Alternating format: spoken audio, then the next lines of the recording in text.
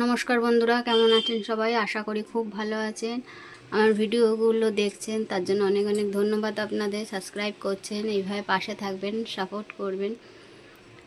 আজকে তো থাম্বনেল দেখে বুঝতেই পেরেছেন রেসিপিটা কি। হ্যাঁ, আজকে করছি চিকেন পকোড়া। তার জন্য কি কি দিচ্ছি, কিভাবে করছি সেটাই দেখাচ্ছি। রেসিপিটা আপনাদের সাথে শেয়ার করছি। এই যে চিকেনটাকে এইভাবে আমি কেটে নিয়েছি ছোট ছোট করে, বোনলেস। নিয়ে নিচ্ছি গুঁড়ো লঙ্কা, হলুদ গুঁড়ো, নুন, চিনি আর কর্নফ্লাওয়ার। নিয়ে নিচ্ছি ডিম, কাঁচা লঙ্কা বাটা, আদা বাটা, রসুন বাটা আর পেঁয়াজ বাটা। আর কি দিচ্ছি আপনাদের বলে দিই।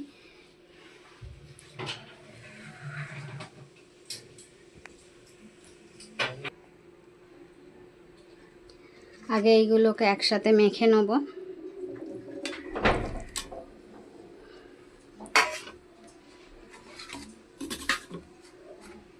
তারপরে এইগুলোকেও দিয়ে দেবো।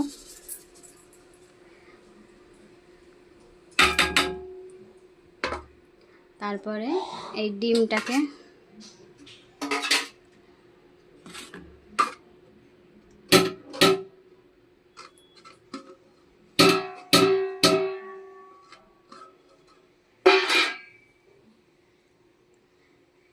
দিয়ে দিচ্ছি এই ডিমটা ফাটিয়ে।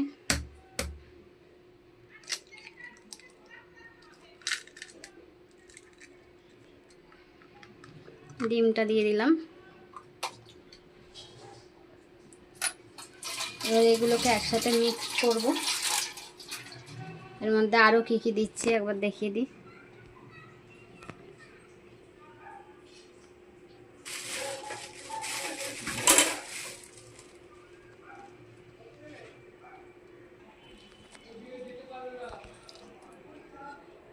দিয়ে দিচ্ছি বাটার। এই যে দিয়ে দিলাম বাটার। তারপর দিয়ে দিচ্ছি দই। এই যে দইটাকে দিয়ে দিলাম।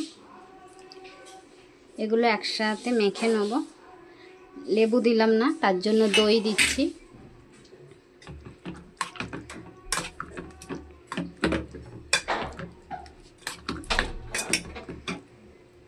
সন্ধেবেলা ভিডিওটা ভালো লাগলে চ্যানেলটাকে সাবস্ক্রাইব করে, শেয়ার করে আর একটা লাইক দিয়ে দেবেন।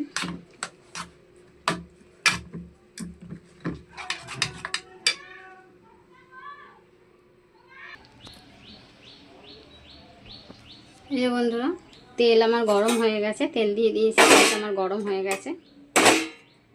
এবার আমি ছেড়ে দেবো একটা একটা করে।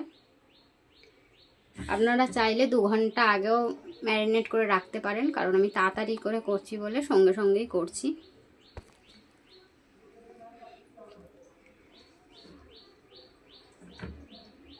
চিকেন পকোড়ার জন্য